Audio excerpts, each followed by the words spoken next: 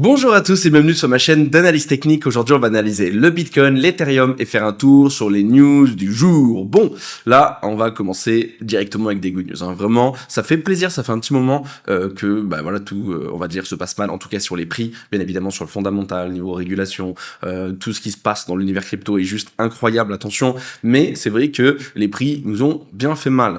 Donc, la semaine dernière, très good news, on a eu un Magic Friday, que ça soit sur les stocks, mais aussi sur les cryptos. Un rebond exceptionnel, énormément d'achats, d'accord? Donc là, ça montre tout simplement que beaucoup d'acteurs sur le marché ont eu l'idée de se dire, ok, peut-être qu'on est sur un bottom, on arrête de vendre et on se remet à acheter. Donc n'hésitez pas à aller voir la dernière vidéo, on va vous l'afficher juste en haut, où j'explique que c'était un potentiel rebond, c'était un peu, voilà, il y avait pas mal de data en fait qui montraient que c'était possible, et du coup, juste après, ça a bien pumpé, donc ça fait plaisir. Donc on va commencer en premier par les stocks, tout ce qui touche aussi macroéconomie, et ensuite, après, on ira sur les cryptos, donc l'analyse technique, les data, vous allez voir, il y a beaucoup de choses qui font plaisir, mais attention, même si j'ai beaucoup de news, très good news à vous donner, le problème c'est que je ne suis pas encore satisfait des niveaux, je ne suis pas encore confiant et on est encore loin de mon niveau de changement de mindset où je vais repasser en longue. Je préfère rester encore patient et je vais vous dire pourquoi juste après. Donc hier, comme je vous ai dit, vendredi, plus hier, donc vraiment deux sessions incroyables sur le S&P 500. Oui, il y a eu pas mal de ventes avec tous les problèmes que je vous énonce à chaque fois, mais surtout en fait le plus important, c'est que même malgré les tensions géopolitiques, macroéconomiques, du coup aussi les mauvais résultats des grosses sociétés, mais aussi de l'autre côté la petite peur avec l'IA, il y a eu beaucoup de ventes, etc. Mais regardez, le marché a complètement reverse, mais d'une rapidité assez folle, et cela montre que la confiance est énorme. Donc ça reste en fait dans mon plan depuis un petit moment où je vous dis que pour moi 2026 sera incroyable. On est sur l'année des midterms, on est sur l'année des baisses de taux, on est sur une relance économique dans tous les cas. Je pense clairement que ça se passera très très bien, d'accord, Donc Trump a encore fait un communiqué hier en disant voilà, tout va péter sur les stocks, préparez-vous, Dow Jones, etc. Tout va péter, il est hyper bullish. De l'autre côté, on a le bon watch qui va prendre la barre. Donc voilà, certains qui disent qu'il va être hawkish, d'autres qui disent que non. Moi, je pense clairement que Trump, il est en train de jouer son jeu, que ça va très bien se passer. Donc je ne sais pas s'il sera en place à la place donc de Powell fin mai, à la fin donc du mandat de Powell, ou si Trump va trouver une solution pour le placer avant.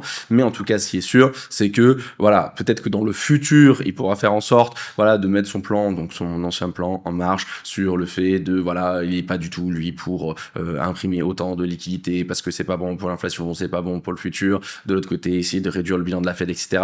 Je pense que peut-être un jour il s'y mettra, mais dès qu'il sera en poste, je pense qu'il fera l'exact opposé. Il sera plus dans le camp de Trump parce que bien évidemment il y avait plusieurs candidats et ne vous inquiétez pas que Trump il a dit voilà, si tu veux le poste, il faut ça, ok. Donc quand tu regardes le S&P 500, comment ne pas être bullish? On est monté à donc hier dans la session à seulement 0,32% de l'ATH. Et sur le Nasdaq, donc un peu de retard, mais avec ce qui s'est passé sur les techs, c'est assez logique, on est à 3,34%. Mais c'est que dalle, d'accord, c'est que dalle. Si tu prends le BTC, c'est comme si, donc là par exemple, on va mettre ici, c'est comme si par exemple le Nasdaq, le S&P 500 est ici, il est à 125 000 $, les gars, et le Nasdaq par exemple à 120, 122, 123, 124 000 $. Bref, donc pareil, là je vous montre du court terme, juste pour vous montrer quelque chose d'important. C'est, ok, on est de bad news, il y a eu de la peur sur le marché, ça dump, mais regardez la rapidité à laquelle ça pump, d'accord? Donc c'est preuve qu'il y a énormément de volume, et surtout, toujours énormément de confiance. Il y a quand même, bien évidemment, des fois de l'indécision qui provoque de la peur et qui provoque donc de la vente, mais ce qui est intéressant, c'est que directement après c'est racheté, et ça c'est bullish, d'accord? Donc il faut le prendre en compte. Bon, le seul problème c'est que oui, vendredi les cryptos ont suivi, hier malheureusement ça n'a pas suivi, on est un peu en stand-by, mais ça devrait suivre aujourd'hui, ok? Donc premier point très très important, et pareil là je vous montre en court terme, mais n'oubliez pas de dézoomer, le S&P 500 est ultra bullish et le Nasdaq est pareil ultra bullish, ok? Il n'y a aucun signe de faiblesse, aucun signe de retournement sur les deux, ok? Hop, je remets juste ça pour ma session tout à l'heure. Donc, on continue avec aussi un Dixie qui s'est remis à chuter, donc belle tendance baissière, on est allé enfin faire un nouveau plus bas, surtout après ce que Trump a dit, qu'il il s'en foutait un peu du dollar en ce moment. Donc ensuite, les petites peurs avec, comme je vous l'ai dit, tout ce qui s'est passé la semaine dernière, je vais pas tout vous répéter, allez voir les anciennes vidéos. Donc il y a eu du rachat, bien évidemment, hein, sur le Dixie, hein, donc les gens ont vendu du risque on, donc on a vu un Nasdaq, S&P 500, les cryptos qui chutent, et du coup, donc bien évidemment, qui repassent en fiat, et aussi en gold, et aussi en silver. Mais là, on a voilà une confiance qui revient depuis vendredi, hein, on peut le voir, hein, regardez, ici c'est vendredi, et donc là, on a directement réenchaîné avec de la vente, et on est en train déjà de se rapprocher donc vers un nouveau plus bas. Donc très très très bien, ça montre de la confiance. Ils revendent, donc les investisseurs revendent leur risque off pour repasser en risque on. Ensuite, donc pour revenir sur le reste, on a pareil une semaine importante. Donc on a le taux de chômage qu'on attendait aussi la semaine dernière, on a donc les inscriptions à demandeurs au chômage et on a également les chiffres de l'inflation vendredi. Donc le problème c'est qu'on est toujours donc en shutdown. Donc il faut que ça se débloque. Déjà quand ça va se débloquer, on va être très très bien évidemment. Ça sera très bon pour l'économie.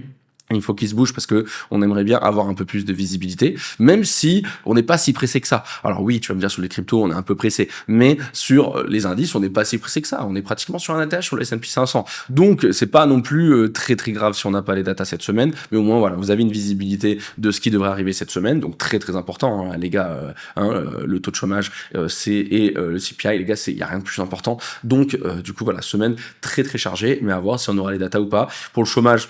Donc voilà, de toute façon, il n'y a pas non plus une grande surprise. Hein, le consensus annonce donc que ça ne bouge pas. Donc si ça bouge à la hausse, bien évidemment que ça va être très bon pour nous parce que ça montrera qu'il faut que la Fed descende leur taux d'intérêt. Si ça monte et si ça descend à la baisse, bon ben là les gars, ça repousse encore plus la probabilité de baisser les taux d'intérêt. Donc c'est pas dans notre sens. Donc bon, si on a un 4.4, c'est pas grave parce on est quand même sur une tendance haussière qui est magnifique. Si on a un 4.5, c'est très très très très très bien. Ok. Et 4.3, je pense que le marché ne va pas apprécier. Et pour l'inflation, on en reparlera dans la prochaine vidéo. Ensuite, donc le CPI, mais là, dans l'inflation de suite maintenant, bon, mais les gars, on continue de chuter. Hein, voilà, ça n'arrête pas de chuter. Donc attention, c'est le truthflation, il y a toujours, voilà, le débat, est-ce que c'est réel, pas réel, etc. Moi, ce que je dis, c'est que quand tu regardes le truthflation et par exemple le PCE et le CPI, il y a quand même une corrélation. Donc toujours en retard, il y a toujours un décalé. En même temps, le CPI, le CPE, le PCE, c'est sur du coup le mois d'avant, donc il y a toujours aussi une corrélation sur la tendance, mais pas sur le momentum. C'est vrai que là quand tu regardes, bon, une inflation aujourd'hui à 0,68% aux États-Unis, j'y crois très faiblement, et surtout ça serait pas toute une bonne nouvelle les gars, parce que là ça descend beaucoup trop vite, là ça peut annoncer une récession aussi. Donc je ne pense pas que ça soit aussi fort, mais on voit quand même que dans le temps, il y a quand même des belles corrélations. Donc là, en gros, on devrait avoir voilà, des super chiffres qui arrivent et de l'autre côté, une Fed qui descende les taux d'intérêt parce que si l'inflation descend aussi vite, c'est pas du tout bon. Donc il faut vite descendre les taux d'intérêt. Et donc là, pour le moment, ce qui est cool, c'est que on recommence à avoir voilà, de nouveaux acteurs qui pensent qu'on peut avoir une baisse de taux d'intérêt donc le 18 mars, donc dans 2 mois. Dans un mois, pardon, je me suis pris en janvier. Donc dans un mois. Bon, pour le moment, c'est que 17.7, mais avec les nouvelles datas, ça peut très très vite accélérer. Mais bon, pour le moment, voilà, on gagne un peu de terrain, mais c'est pas non plus foufou. En avril, exactement pareil, hein. Regardez, on est bientôt à 50-50, donc sur le fait qu'on baisse les taux d'intérêt ou pas, et en juin, bon là, il n'y a plus de débat, hein. Là, vraiment, tout le monde pense qu'on va baisser les taux d'intérêt, il reste que plus que 25%, donc il y a 75% des gens qui pensent qu'il y aura soit une baisse, deux baisses ou trois baisses, donc ça, c'est une bonne nouvelle. Mais bon, moi, ce que j'aimerais, c'est que ça accélère un peu ici, d'accord, donc que les nouvelles datas de ce mois, donc, aillent dans notre sens, donc il faut être patient. Ensuite, on continue maintenant sur les cryptos. Donc vous avez compris, hein, pour le moment, moi, tout ce qui touche les États-Unis, je suis bullish, d'accord? Même sur la géopolitique, on va dans le bon sens. Il y a beaucoup de choses qui vont dans le bon sens. Je suis vraiment confiant pour la suite. Après, maintenant, parlons des cryptos. Et le problème, c'est que c'est vrai que hier, on n'a pas été corrélé. Mais vendredi, ça a été juste incroyable. Hein. Donc, on a eu voilà une bougie voilà historique, moins de 10 000 balles, mais on l'a eu aussi dans l'autre sens. Donc ça aussi, c'est un peu comme la même chose que je vous ai expliqué sur les S&P 500 Nasdaq. Donc ça, c'est un très beau point. Donc vous vous rappelez, je vous ai dit, ça se trouve que c'est un bottom. On est venu donc chercher le bas de l'ancien range de 2024 précisément, et on a eu donc du rachat vraiment massif qui nous a repropulsé sur quoi? Sur la résistance du range de 2024. Donc voilà, encore une fois, masterclass, c'est vraiment précis. En même temps, c'est logique, c'est des niveaux où il y a du volume d'achat, de vente, des niveaux qui intéressent énormément de monde. Donc on a une très belle journée, donc un Magic Friday. Donc après, bien évidemment, tout le reste a pété hein, sur les cryptos. On est content. Il y a eu donc pas mal de shorts qui se sont fait liquider, mais on en reparlera tout à l'heure. Le seul truc, c'est que c'est vrai que, bon, voilà, un week-end, c'est normal que rien ne se passe, mais c'est vrai que hier, bon, il s'est vraiment rien passé, les gars. Hein. Il s'est vraiment rien passé, alors que vous allez voir que même Binance a réappuyé sur le bouton acheter, acheter, acheter, acheter. Il y en a beaucoup que, pareil, hein, on voit Tomili avec ETH qui a racheté, on a Sailor qui a racheté, beaucoup de gens qui rachètent, mais il manque encore un peu. Donc, là, maintenant, en fait, ma vision, elle est assez simple. Donc, quand tu regardes sur le côté positif, et après on parlera du côté négatif, bon, bah là, ça commence à ressembler à un bottom. Mais c'est juste, ça commence à ressembler à un bottom. Pour moi, là, il va falloir vraiment venir chercher les 75 000 $. Pourquoi? Parce que ça permettrait donc de repasser cette résistance. Donc, cette résistance ici. Donc ça permettrait de passer ici donc de bas de plus en plus, de haut de plus en plus bas à d'un coup donc un W qui nous permettrait de ressortir donc de ce niveau critique qui nous embête, hein, les 70 000 $. Et ensuite, je pense clairement qu'on va accélérer sur les 75. Il y aura peut-être un peu de résistance. Je vais vous montrer un peu sur le comment ça s'appelle, sur les order books, mais pas tant que ça. Parce que, en fait, il y a tellement de shorts, et ça paraît, on en parlera après, que, en gros, on peut avoir un short squeeze qui prenne toutes les liquidités. Ensuite, donc, moi, surtout, le niveau à aller chercher, le plus important, donc, c'est les 84 000, on va dire les 85 000 $, parce que c'est le fameux closing CME, d'accord, on vient tous les combler, donc à un moment donné, on ira le combler, donc les 85 000 $, peut-être après, hop, une petite correction, avec, donc, pour aller rechercher les 80 000 $, donc c'est là où ça sera très important, en fait, si on pète, donc, on vient combler le gap CME et que ça continue à accélérer, les gars, c'est hyper bullish, hein, c'est ultra bullish, mais je pense qu'il y en a beaucoup, en fait, qui jouent le gap CME, qui sont rentrés soit, donc, à partir d'ici, qui rentreront jusqu'au 85, et qui vont se dire, ok, allez, on va commencer à prendre des profits ici. Donc peut-être qu'il y aura un petit dump avec un retour sur les 80, hop, un W, et ensuite c'est parti, on revient chercher les 100. Et ce qui est intéressant, c'est que sur les order books, donc c'est là où on voit en fait où l'argent se pose, hein, donc à la fois à l'achat ou à la vente. Donc ici vous allez voir c'est rempli d'achats. Par contre, les potes, là, jusqu'à la TH, il n'y a que dalle. Hein. Vraiment, c'est assez impressionnant. Donc, on peut remonter très très vite parce que si personne vend et que tout le monde refomo, tout le monde repasse à l'achat, ça va monter très vite. Et de l'autre côté, bon, bah voilà, après c'est juste de la logique. Hein. Si donc il y a des gens qui vendent, mais de l'autre côté, il y a énormément de support pour nous tenir. Donc voilà, wait and see, ça c'est le scénario que je suis en train voilà d'imaginer pour le mois de février, peut-être mars, mais en tout cas pour le Q1. Donc un retour assez rapide sur les 100 000 $. Beaucoup de personnes parlent d'un range entre les 75 et les 60 000. C'est possible, attention, hein, tout est possible. Donc un range bien long parce qu'après des chutes comme ça, les gens sont traumas, ça met du temps à revenir, etc. La confiance. Moi, je pense pas. Je pense vraiment pas. Dans tous les cas, j'ai pas de boule de cristal, donc je ne sais pas. Mais je pense pas parce que on a voilà des stocks US qui sont très très bulles. Et de l'autre côté, comme je vous l'ai dit tout à l'heure, on va dans un sens, on va dire, on va dans une économie qui est dans notre sens, d'accord, qui est pour les risk on. Hein, on n'est pas du tout donc dans une économie risk off. Donc ça va automatiquement donner de la confiance aux investisseurs de mettre un billet dans les cryptos. Et de l'autre côté, n'oublions pas qu'on a dégagé tous les shorts, on en reparlera après, tous les longs, mais il y a tellement de shorts à aller chercher qu'on peut avoir un short squeeze. Un short squeeze comme celui-ci, d'accord, hein, tous ceux qui sont rentrés en short ici se sont fait short squeeze ici, ça a été assez violent. Et il reste trop de thunes en fait. Vraiment là tout le long là c'est rempli. Donc en gros on peut avoir cette accélération et si on a cette accélération de l'autre côté on a quoi? On a un FOMO donc de la part de tout le monde que ce soit particulier ou professionnel. Un site c'est la même chose. Tout le monde va se dire ok c'est bon c'est reparti et à ce moment là vous allez voir que ça va donc tout le monde va courir derrière le prix. Tout le monde va courir parce que là je connais des tonnes de personnes qui se disent ok 60 000 c'est bien mais je cherche les 50 000. Donc peut-être qu'on ira aux 50 000 attention mais ce qui va se passer, c'est que si on continue de monter, ils vont se dire ah putain fait chier. Bon vas-y, je rentre. Et en fait, le pire, c'est que donc bien évidemment les pros eux vont rentrer soon, mais les particuliers eux, en fait, rentreront ici. En fait, ils ont vendu ici, ils rentreront ici. D'accord, c'est tout le temps la même rengaine et tout le monde se fait avoir pour rester poli. Donc voilà sur le court terme. Après, moi personnellement, je ne fais plus de longues, hein, vous vous rappelez, jusqu'aux 90 000 $. D'accord, je ne fais plus de longues. J'ai peut-être une stratégie de short, mais pour le moment, j'attends un petit peu. Pourquoi? Parce que en fait, ce que je vous ai expliqué, on va aller sur le long terme, c'est que donc là, on est sur un niveau de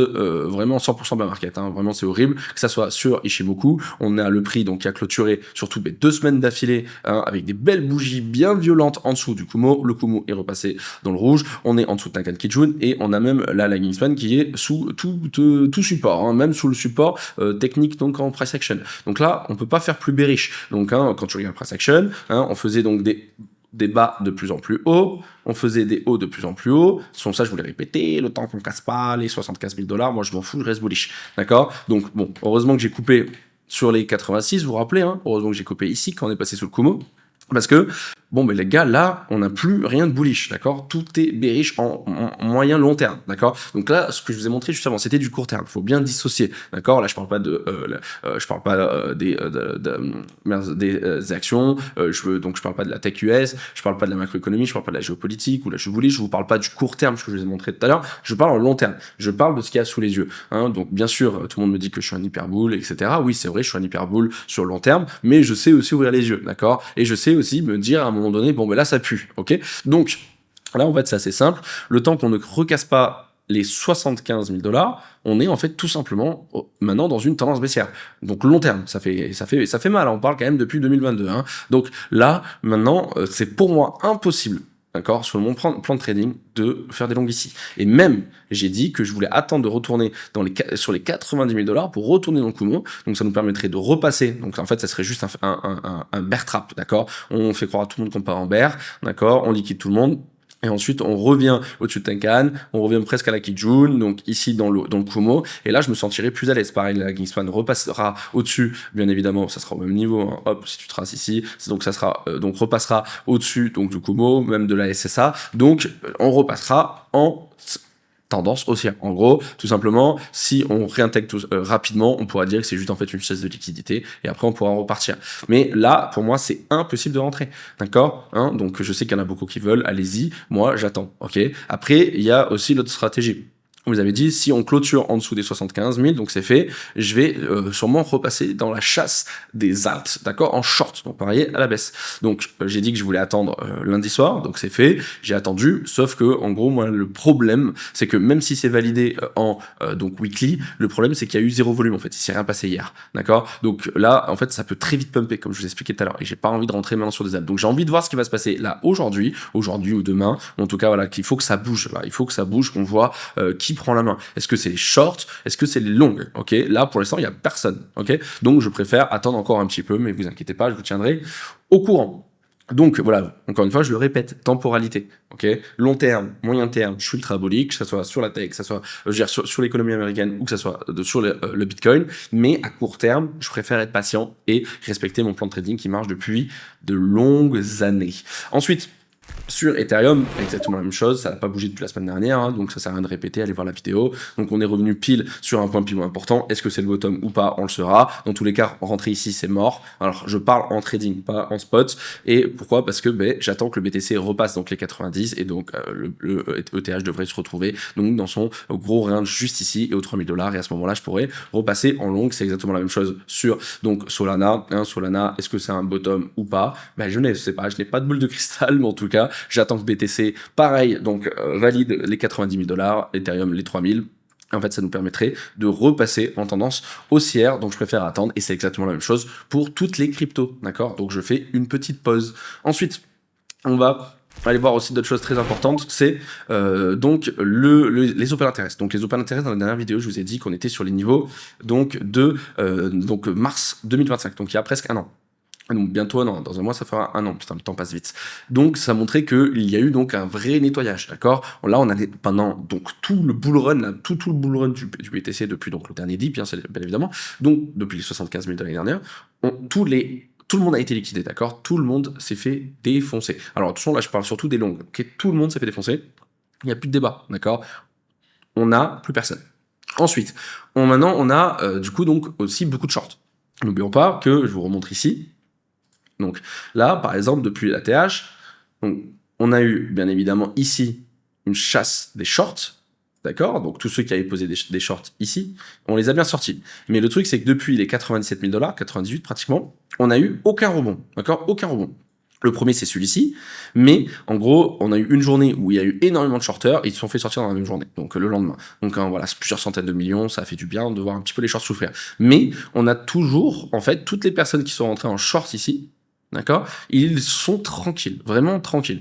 On n'a pas commencé vraiment à taper les shorts. Donc, le peu déjà qu'on a tapé, regardez, ça nous a permis de continuer de chuter, d'accord? Et on est même passé en dessous du niveau bas de mars, et maintenant on est même au niveau de novembre 2024. Ça commence à faire beaucoup. Et donc, imaginez là, quand on va remonter, tous les shorts qui vont se faire liquider. Après, bien évidemment, il y aura des longues, les gens qui vont revenir et tout ça. Donc, voilà, je ne sais pas si on va continuer à baisser, même je pense pas. Mais ce que je veux dire surtout, c'est que le train est complètement vidé, d'accord. Les futures, donc c'est les traders, tu sais, c'est, pour ceux qui connaissent pas, c'est ceux qui parient donc avec des effets de levier. C'est fini, c'est liquidé. Tout le monde s'est fait rect, d'accord. Et c'est pareil sur Ethereum, c'est pareil sur Solana, et c'est pareil sur les altcoins en général. Donc tout ça pour dire que ça, c'est un point super positif, d'accord. À chaque fois, on liquide tout le monde, donc là, tout le monde s'excite, d'accord. Ça, c'était Bull Run de 2024, je veux dire, vous vous rappelez, la season, ça pétait dans tous les sens. Donc là, ensuite, on a défoncé tout le monde, d'accord. On a eu un bas, et ensuite, donc là, regardez, le prix suit, le prix suit énormément, il est vraiment très corrélé. Et ensuite, hop, on repart. Donc là, on voit très bien, regardez, l'ambiance repart dans le vert, le prix repart dans le vert, tout le monde se remet à trader, boum, boum, boum, boum, on fait un ATH, on liquide tout le monde, et ensuite, etc., etc., etc. Bon, à chaque fois, on fait de nouveau plus haut parce qu'il y a de plus en plus de monde, ce qui est logique. Ok. Donc ça, c'est un très, très, très bon point.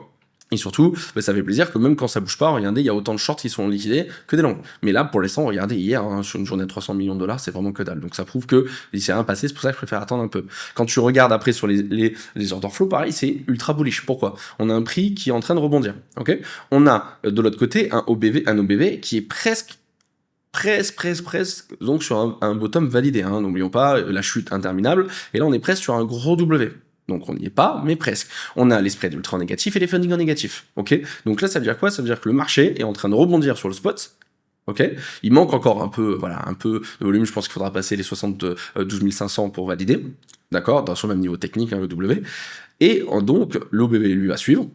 Et surtout, les gars, le train est complètement vide. Je le répète, il y a plus de longues dans le marché. Ok. Il y a plus de longues. Donc c'est une il y en a, mais je veux dire que quand tu prends la globalité, on est presque à zéro, tu vois, soit en négatif, soit à zéro. Donc c'est hyper intéressant. Ça veut dire que là, c'est sain. On rachète en spot, mais en futurs, il se passe rien. Et de toute façon, tu peux le voir sur Binance, regardez, il n'y a aucune position qui s'ouvre. Donc, ça veut dire quoi? Ça veut dire que là, c'est assez simple. Le setup parfait, c'est quoi? C'est passer ici, boum, donc le dernier plus haut, donc les 72 400 à peu près, avec donc un OBV qui lui va valider son W juste ici, avec donc énormément de shorters dans la partie, et là ce qui serait bien, ça serait un open interest qui repart. Et là vous allez voir que là les gars, ça va décoller. Et c'est exactement pareil sur donc par exemple Ethereum. Avec, donc, regardez, alors, c'est pas exactement pareil sur Ethereum, c'était plutôt sur Solana, je voulais dire, désolé. J'étais en train de me dire, non, les termes soient pareils. Donc, sur Solana, regardez, on a à peu près la même pattern, sur, du coup, donc, le price action. Donc, un open interest qui fait que chuter. Mais regardez, on a les spreads en négatif, et alors par contre les fundings sont ultra en négatif. Donc c'est rempli de shorts. Et donc ce qui est intéressant, c'est que maintenant ce qu'on veut voir, donc c'est un nouveau plus haut avec ici un OBV qui est pas loin de faire un bottom, d'accord, vraiment pas loin. Donc ça serait vraiment parfait. Surtout garder des spreads et des fundings en négatif, et voir une open interest qui remonte. Donc la hype et les gens qui reviennent. Et de l'autre côté, lui Ethereum, ça bouge un peu plus. Donc pourquoi? Parce que là pour moi c'est impossible de long. Je le trouve c'est le seul setup que je trouve moche, parce que donc on a un OBV, regardez, qui continue de descendre, d'accord, donc qui a bien validé, regardez, un plus bas par rapport à celui-ci, donc celui-ci c'est sûr, même celui-ci. Donc pour le moment le OBV me donne pas trop envie. On a les funding en négatif, c'est bien, mais on a quand même les spreads en négatif, pardon, mais les funding qui sont en positif. Bon, c'est très bas les gars, attention, c'est très bas, mais c'est vrai que ça me donne un peu moins envie. Après regardez, il y a un peu plus de mouvement par contre. Donc qu'est-ce qui se passe sur ce mouvement? On a donc les open interest qui pump. Donc là il faut essayer d'analyser dans quel sens. Donc tu vois que ça pump, et tu regardes ici les fundings descendent pendant que ça pump. Donc c'est bien. Ça veut dire que là c'est hyper positif, on a du coup énormément de shorters qui rentrent, c'est très bien. Sauf que quand tu regardes juste après, on a donc le prix qui remonte, et regardez les liquidations de short. Bon, ils se sont fait sortir très rapidement. Et ensuite, on a l'open interest qui remonte, d'accord, avec du coup donc les funding qui remontent. Donc vous allez me dire, oui, mais c'est normal, il y a eu des shorts qui sont fait liquider, donc la balance fait que ça remonte. Oui, mais il y a eu aussi pas mal de longs qui sont rentrés, parce que les gens qui sont fait liquider, normalement l'open interest ça descend, et là ça monte. Donc ça veut dire tout simplement qu'il y a beaucoup de longs. Donc vous avez vu, c'est un peu plus compliqué sur Ethereum. Donc Ethereum, je conseille de ne pas le toucher. Après on verra, tout peut se passer. Ensuite, bon là, le plus bullish de tout, c'est encore une fois, c'est les order book. Les gars, c'est rempli d'argent sous le prix. Vraiment, il y a énormément d'ordres limites d'achat qui sont sous le prix. Donc c'est hyper soutenu. Pareil sur Solana, Ethereum et Solana, c'est exactement pareil. Et au-dessus, il y a que dalle. Regardez jusqu'aux 100 000, et même tu peux monter. Il y a plus d'argent. Il y a un peu d'argent sur les 74, 75. Normal, c'est le point pivot dont je vous ai parlé tout à l'heure. Mais il y a que dalle. Donc là, il suffit juste que la mèche s'allume. Et les gars, la fusée va décoller. Ok, et c'est exactement pareil sur sur Ethereum, un peu d'argent sur les 2250 et ensuite il y a que dalle, il y a vraiment que dalle, donc la mèche peut vite partir, la fusée peut partir pardon, et c'est pareil sur Solana, un peu d'argent sur les 104 000 $, mais après il y a que dalle, donc ça c'est des très très bonnes nouvelles. Ensuite sur les ETF, je crois que c'est pas encore mis à jour depuis ce matin, je refresh, donc ça va être compliqué d'analyser. Donc bon, je peux déjà vous dire pour vendredi, très belle journée, 371 millions de dollars d'achat. Mais par contre, sur Ethereum, c'est pas très beau. Je vous ai dit, en ce moment, Ethereum, moi, il me plaît beaucoup moins que BTC.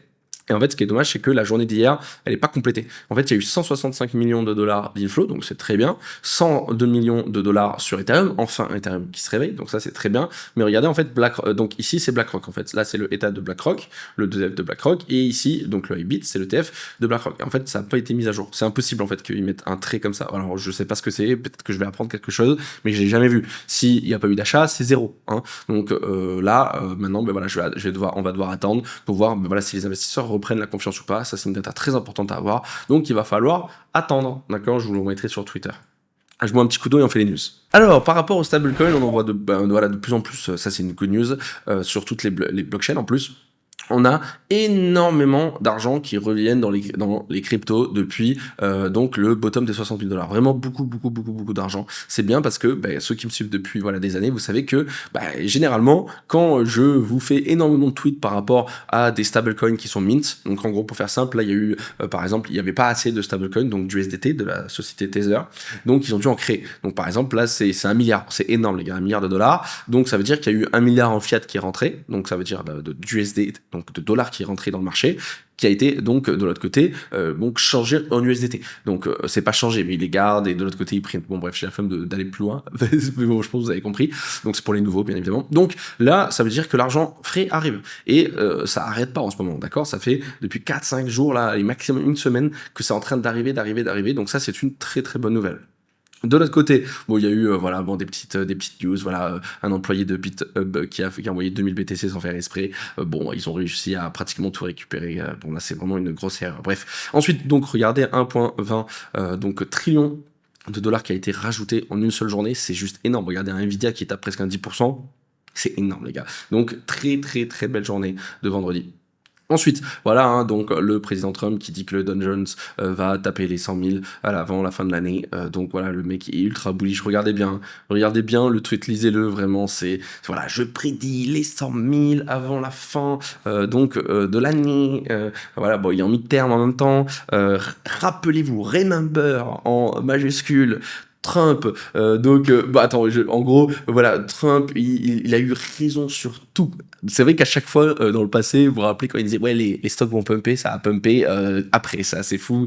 Il a dit, j'espère que la Cour suprême des États-Unis voit ça.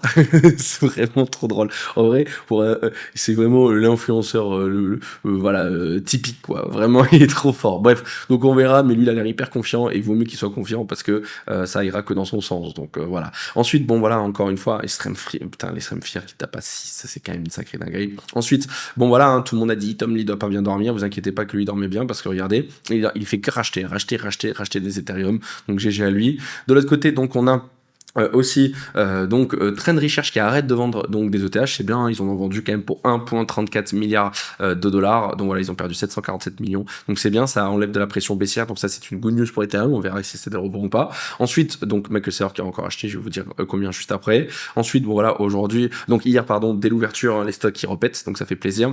De l'autre côté, ça je l'avais déjà dit. Ensuite, très très good news par rapport au Japan Nikkei 225, qui est le stock du Japon, qui en gros fait un ATH, donc qui prend 6%, parce que il y a eu donc la victoire de Takeshi's, je sais pas si on le dit bien comme ça, Takeshi. Donc voilà, très très bien en plus, qui est dans notre sens, en plus sur beaucoup de choses, hein. Donc Trump l'a félicité, il est très content. Donc beaucoup de gens disent que elle va du coup donc faire énormément de choses positives pour l'économie japonaise, mais surtout en fait que ça va mettre très très bien Trump et les États-Unis, donc on verra si c'est vrai ou pas. Donc ensuite on continue avec Binance qui continue d'acheter à balle des BTC comme ils l'ont prévu, hein. Ils l'ont dit, ils l'ont fait, ils ont racheté le bottom, ils ont déjà racheté pour 734 millions de dollars, donc il reste encore 170 millions de dollars. Ensuite, la confiance qui remet un petit peu, mais pas foufou, hein, comme moi, ouais, on est un peu pareil. Ensuite, il y a quelqu'un qui a envoyé 2,56 BTC à Satoshi Nakamoto, donc sur son wallet. Donc c'est fou, parce qu'en fait ça arrive tout le temps des gens qui envoient des tips à Satoshi, mais là c'est un des plus gros, hein, vraiment c'est vraiment pas mal. Donc du coup, pourquoi je vous ai partagé ça? Parce que pour vous dire que ça fait plaisir de voir des bitcoins qui disparaissent chaque jour, et voilà, après à vous de prendre l'information comme vous voulez, mais moi ça fait plaisir. Bon ensuite voilà, hein, Elon Musk en ce moment qui est comme un fou, qui va dans tous les sens, qui fait une pub de fou par rapport à SpaceX, voilà, comme quoi il va créer une ville sur la Lune dans les 10 prochaines années. Là il vient aussi de faire un tweet en disant qu'il veut faire qui veut monter en fait un voyage spatial pour ceux qui veulent aller à chaque fois sur la Lune, etc. Bref, du coup, voilà, ça se rapproche de l'IPO. En même temps, c'est normal, il faut faire de la bonne pub, mais c'est très bien. Ensuite, très important aussi, les whales ont accumulé des quantités massives de Bitcoin pendant la récente baisse. Le 6 février, donc 66 940 BTC ont afflué vers des adresses d'accumulation. C'est le plus gros montant d'afflux de ce cycle, selon CryptoQuant. Donc, en gros, là, ce que vous allez voir ici, donc en violet, c'est quand il y a des mecs en fait qui accumulent. Mais en fait, c'est des adresses d'accumulation. Donc c'est des mecs, des holders long terme qui accumulent, ok. Et surtout, c'est des giga holders. Et en fait, ce qui est intéressant, c'est que là, par exemple, ça c'est dans l'année bull run. Vous avez vu comment ils accumulaient énormément. Et là, en fait, ce qui est intéressant, c'est que en fait, vous voyez que là, plus on se rapprochait du top, plus c'était en train d'accumuler. Mais surtout, regardez, hein, dès qu'on a commencé à chuter, ils ont commencé à accumuler. Et là, regardez le pic énorme. C'est vraiment énormissime. Donc, c'est encore la preuve que l'argent passe des mains faibles aux mains fortes. Donc, pendant que tout le monde vend, donc les particuliers, les retail, on voit que les grosses whales rachètent. Donc, vous le prenez comme vous voulez. Après, à vous d'aller dans le sens que vous voulez. Moi, perso, je préfère aller dans le sens de la smart money.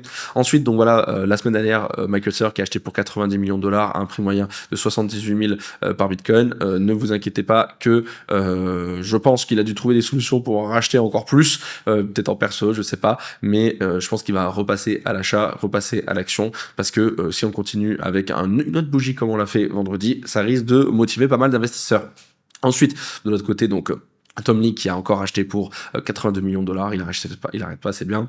Encore 2 milliards d'USDT qui ont été mis sur Tron. Je vais pas vous répéter que c'est une très très bonne nouvelle, comme expliqué juste avant. Et après, je crois que j'ai fait le tour des news. Bon voilà pour la vidéo du jour, j'espère qu'elle vous a plu. Voilà, comme d'habitude, un petit résumé rapide. Je conseille d'attendre un petit peu. Voilà, ne vous précipitez pas trop vite. Attendez un petit peu de voir ce qui va se passer aujourd'hui. Je vous tiendrai au courant dans tous les cas sur Twitter.